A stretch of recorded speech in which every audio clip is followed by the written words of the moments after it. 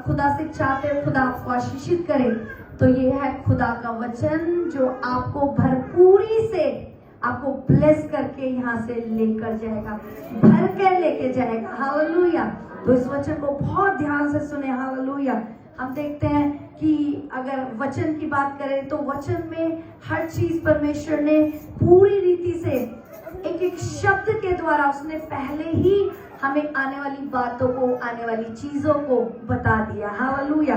अगर हम मत्ती में पढ़े तो वचन बड़े सरल तरीके से बताता है। अगर मत्ती उसका 24 अध्याय पढ़े तो यहाँ पर लिखा है कि अंत के दिनों में क्या होगा, उसकी 7 आयतें इस रीति से बताती है। मत्ती रचित सुसमाचार उसका 24 अध्याय उसकी 7 आयत कहती है, क्योंकि जाति जाति पर और राज्य राज्य पर चढ़ाई करेगा और जगह जगह अकाल पड़ेंगे और भूकंप होंगे। हालेलुया।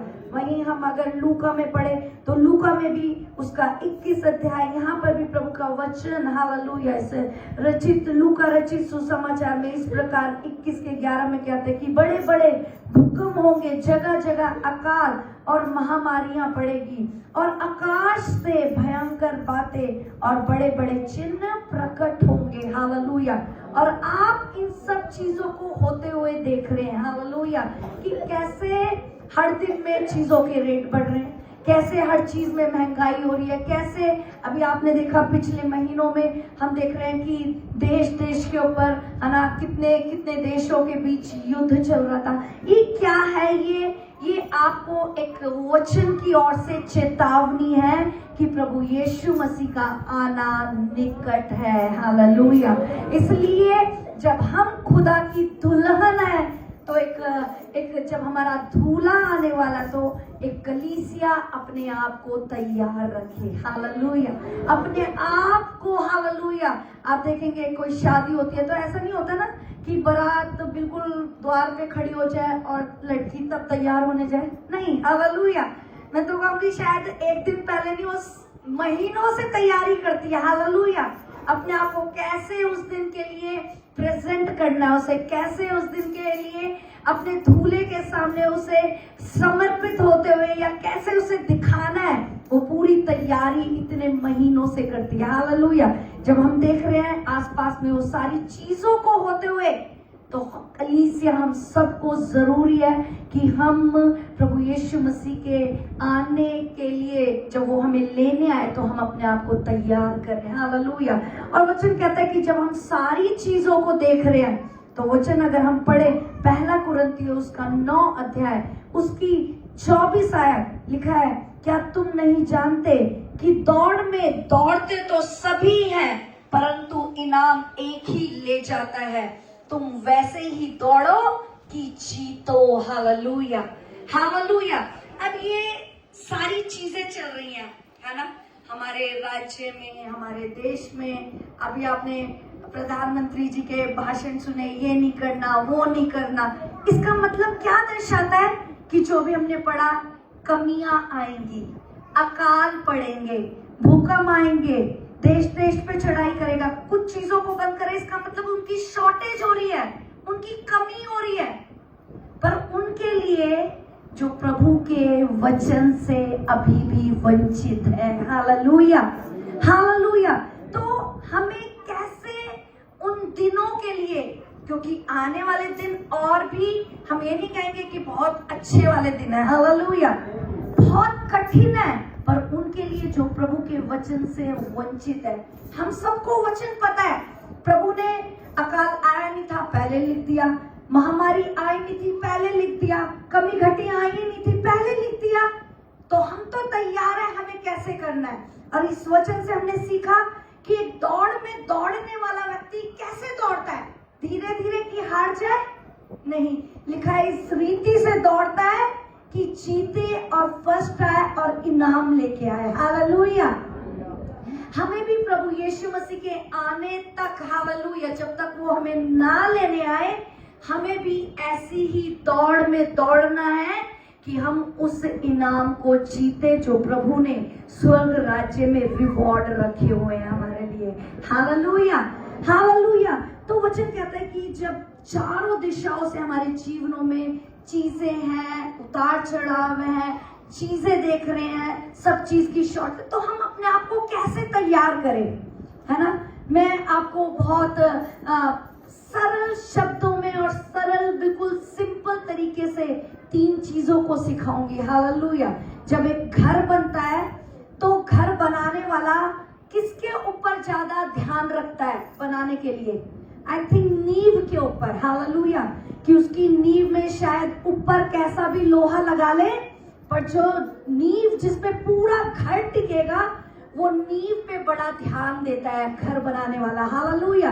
वो मोटे मोटे वाले सरिये लेगा, लोहा लेगा कि नींव जो है ना वो मजबूत हो जाए तो घर टिका रहेगा। हालेलुया। हालेलुया। वैसे ही एक विश्वासी के जीवन में जब चारों तरफ से अकाल, कलेश, महामारियां, सब चीजें हैं, तो हमें एक विश्वासी को इस समय अपनी जड़ को तैयार करना है। हालेलुया। कि कोई भी चीज आए, टकराए और चली जाए। हालेलुया। यीशु मसीह ने मत्ती रचित सुसमाचार में खुद लिखा कि जो अपना घर चट्टान पे बनाता है वो बुद्धिमान है। हालेलुया। क्यों? क्योंकि उसने अपना घर चट्टान पे बनाया, और वो ऐसा बुद्धिमान व्यक्ति है जिसने अपना घर चट्टान पे बनाया। फिर आंधी आ जाए, तूफान आ जाए, वो घर से टकराएगा जरूर पर उसको गिरा नहीं पाएगा। हालेलुया। हालेलुया। वैसे ही हम सबको इस समय अपनी नींव पे काम करना है कि हमारी नींव यदि स्ट्रांग होगी, कैसे भी अकाल आ जाए हमारे पास आएंगे, टकराएंगे, हमें कुछ हानि नहीं देंगे। हालेलुया। हालेलुया। महामारियां आएंगी, बीमारियां आएंगी, कमी घटियां आएंगी, टकराएंगी हमसे, पर हमें नुकसान नहीं पहुंचाएंगी। हालेलुया। क्यों? क्योंकि हमारी नींव प्रभु यीशु मसीह के वचन पर मजबूत है। हमने अपना घर बालू पे नहीं बनाया, हमने अपना घर चट्टान पे बनाया है। हालेलुया। कि वचन क्या कह रहा है यहाँ पर? पौलुस लिख रहा है कि क्या तुम नहीं जानते कि दौड़ में दौड़ते तो सब हैं। हालेलुया। इस समय अन्य जाति भी अगर चीजें महंगी हो गई तो बटोर के रखेगा। हालेलुया। है ना, सब बटोर के रखेंगे। तो यहाँ पर पौलुस हमें क्या कह रहा है कि दौड़ में दौड़ते तो सब हैं, परंतु इनाम एक ही ले जाता है। हालेलुया। हालेलुया। इनाम एक कैसे लेके जाता है? क्योंकि वो सिचुएशन को देखकर तैयारी नहीं करता। हालेलुया। वो हमेशा से जड़ पर काम करता है। हालेलुया। आप समझ रहे मेरी बात कि यदि आज मेरी दौड़ है तो मैं आज तैयारी नहीं करूंगा। हालेलुया। आप देखते हैं बड़ी बड़ी रेस होती हैं, आप क्या कहते हैं इंटरनेशनल रेस में दौड़ते हैं लोग बाग और देश के लिए खेलते हैं, तो कैसे? क्या वो एक दिन में एक्सपर्ट बन जाते हैं? नहीं। हालेलुया। वो सालों साल मेहनत करते हैं। हालेलुया। तब वो इनाम को लेके आते हैं। हालेलुया। अब ऐसा नहीं है कि हमारी आज हमें तकलीफ हुई हम सिर्फ आज प्रार्थना करेंगे, नहीं। हालेलुया। आप अगर आज आप समझिए, मैं आपको और सरल तरीके से समझाऊंगी। अगर आज आपको भूख लगी है तो आज का खाना आप आज के लिए खाएंगे ना? बिल्कुल। ये खाना जो आज आपने खाया है, हो सकता है कल तक आपको, अगर नहीं है तो शायद कल तक आप सरवाइव कर ले। हालेलुया। कल तक सरवाइव कर ले। बहुत कोई पावरफुल है तो शायद 2 दिन सरवाइव कर ले। हालेलुया। पर ये आज का खाया हुआ खाना जब आप 2 दिन के बाद सरवाइव नहीं कर सकते, तो आप प्रभु यीशु मसीह में एक दिन की प्रार्थना से उस रिवॉर्ड को भी नहीं जीत सकते। हालेलुया। हालेलुया। आपकी रोटी जब आपको 2 दिन तक नहीं जीवित रख सकती, 3 दिन के बाद आप बेहोश होने लग जाओगे, आपके चक्कर आने लग जाएगा, आपका अंधेरा छा जाएगा, तो आप आत्मिक जीवन के बारे में सोचिए कि क्या एक विश्वासी बिना प्रार्थना, बिना उपवास, बिना वचन के शैतान से लड़ाइयों को लड़ सकता है? बिल्कुल भी नहीं। जीतने की तो फिर बहुत दूर की बात है। Hallelujah, hallelujah. तो आज हमें वो 3 चीजें जो बिल्कुल हमारी नींव है, जो हमारे घर को बना के रखेगी, बहुत सरल शब्दों में हम वचन से आज सीखेंगे। हालेलुया। जिस रीति से आज का खाना हमें कल नहीं बचा सकता, वैसे ही आज की प्रार्थना, आज का वचन हमारे लिए आज तक हमें सिक्योर करके रखेगा। कल के लिए सामर्थ पाने के लिए हमें फिर प्रार्थना में बैठने की जरूरत है। कल सामर्थ पाने के लिए हमें फिर वचन पढ़ने की जरूरत है। हालेलुया। और कल बड़ी से बड़ी चीजों का सामना करने के लिए फिर हमें उपवास करने की जरूरत है। Hallelujah, hallelujah. कि आज हम अपने जीवन को देखें कि हमारा जीवन, हालेलुया, इन 3 सरल चीजों से, हालेलुया, कि हमारी लाइफ में एक बेस, हालेलुया, हमारी नींव इन एक विश्वासी की इन 3 चीजों पे टिकी होनी चाहिए, जिससे आपका घर हमेशा खड़ा रहेगा। हालेलुया। पहला प्रार्थना। हालेलुया। मैं आपको तीनों बताऊंगी और उसके बाद हम धीरे धीरे उसमें से सीखेंगे। हालेलुया, गहराई से। पहला प्रार्थना, दूसरा वचन और तीसरा उपवास। यदि एक विश्वासी के जीवन में ये 3 चीजें हैं तो आप जान ले कि आपका घर चट्टान पे खड़ा हुआ है। Hallelujah, hallelujah. है ना, मेरे पास बहुत एक मोटी चीज तो नहीं है, पर मैं आपको एक छोटे से एग्जाम्पल से बता सकती हूँ कि यदि एक ये इतनी सी डोरी ये प्रार्थना की है ना, एक दिन का जैसे एक डोरी ले लीजिए। हालेलुया। आप जैसे ये एक प्रार्थना है, ये एक वचन है और ये एक उपवास है। अगर ये सिंगल है आपकी लाइफ में तो भी आप ज्यादा दिन तक सरवाइव नहीं कर सकते। कोई भी आएगा इस पे जरा सा कट मारे, टूट गया। हालेलुया, है ना। अगर आप सोचे मैं सिर्फ प्रार्थना कर लूं एक दिन में तो कुछ नहीं हो सकता। वैसे ही अगर आप सोचे ये पहली दूसरी डोरी, आप सोचे कि सिर्फ मैं वचन पढ़ लूं तो वचन से भी कुछ नहीं होगा। वो भी हमें क्या होगा, वो भी एक समय में हमें क्या हो जाएगा, हम नीचे हो जाएंगे। हालेलुया। तीसरा उपवास। हालेलुया। अगर ये सिंगल उपवास ही उपवास करे तो भी कुछ नहीं होगा। हालेलुया, है ना। आप समझिए मेरी बात को। पर जहां ये तीनों चीजें मिल गई, हालेलुया, ये प्रार्थना, ये वचन और ये उपवास, तो ये मुझसे नहीं टूट रही है। हालेलुया, ये मुझसे नहीं टूट रही है। हालेलुया। क्यों? क्योंकि जब एक 3 चीजें एक साथ विश्वासी के होती हैं, वो हर एक चट्टान से लड़ लेता है और लड़के हारता नहीं है, लड़के वो जीतता है। खुदा ने जो रिवॉर्ड रखा है वो हम पाते हैं। Hallelujah, hallelujah. इसलिए सिर्फ एक विश्वासी की लाइफ में सिर्फ मैंने आज प्रार्थना कर ली काफी नहीं है। हालेलुया। आज मैंने सिर्फ आप वचन पढ़ा है, आज मैंने अपने डैडी से बात नहीं करी तो भी नहीं चलेगा। हालेलुया।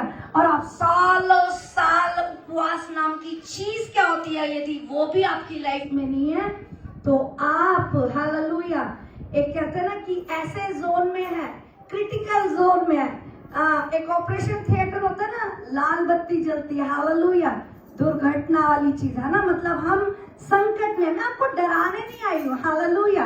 प्रभु के इस समय में हम अनुग्रह पीरियड में है। हालेलुया।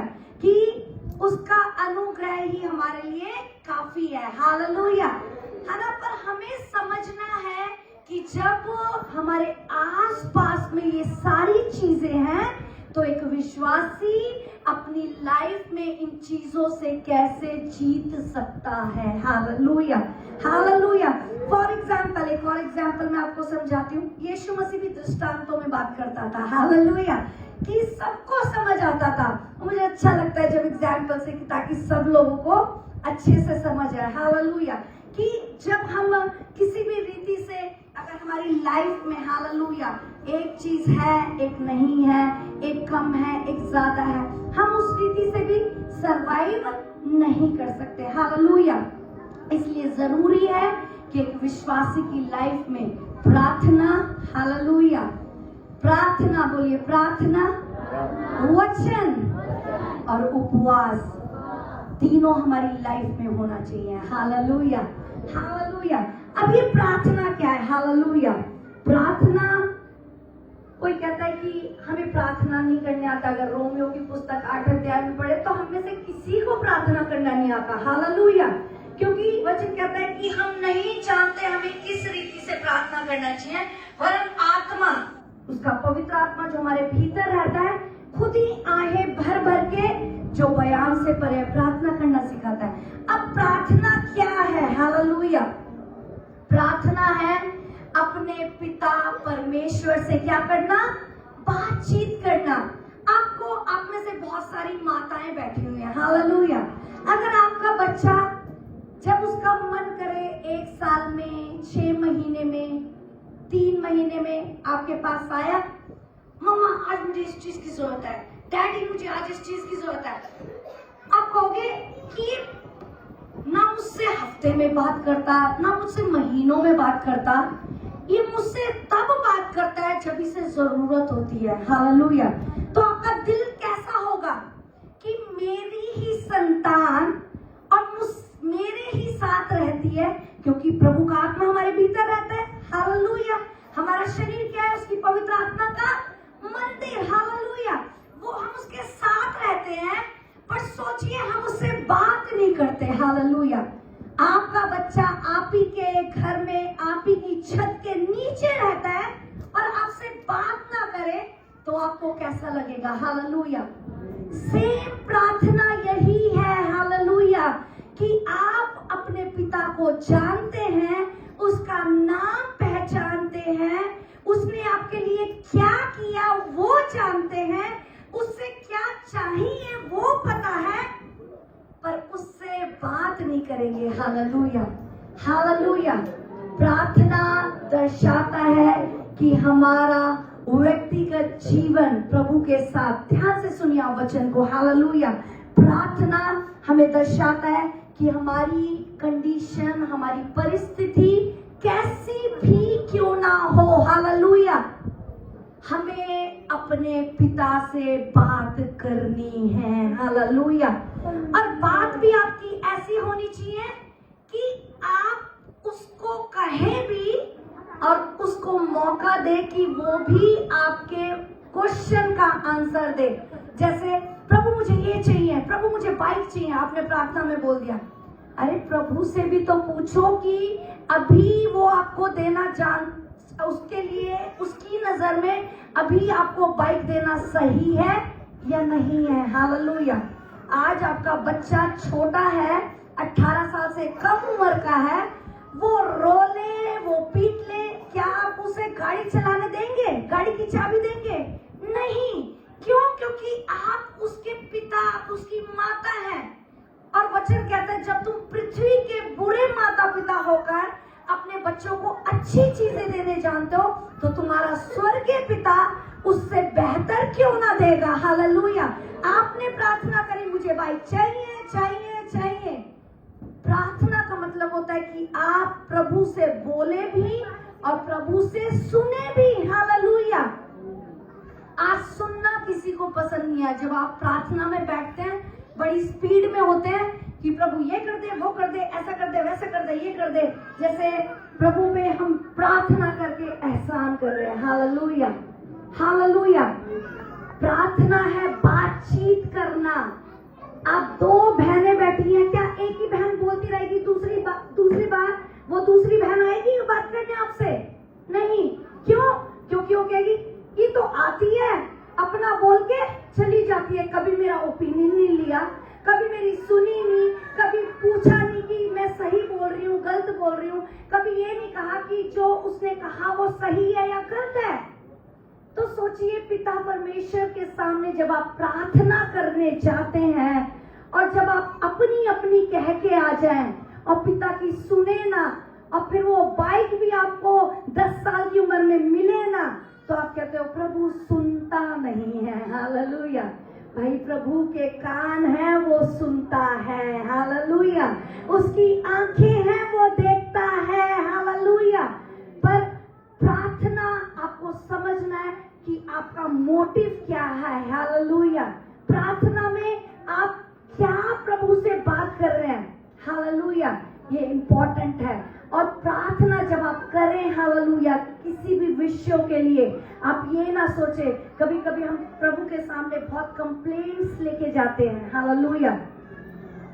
इफिसियों की पत्री में क्या लिखा हुआ है कि तुम्हारी प्रार्थना, तुम्हारे विनती, तुम्हारे निवेदन धन्यवाद के साथ उसके सिंहासन में प्रस्तुत किए जाए। Hallelujah, hallelujah. पर हमारी प्रार्थना, उसने ये करा, उसने वो किया, इसने ऐसा किया।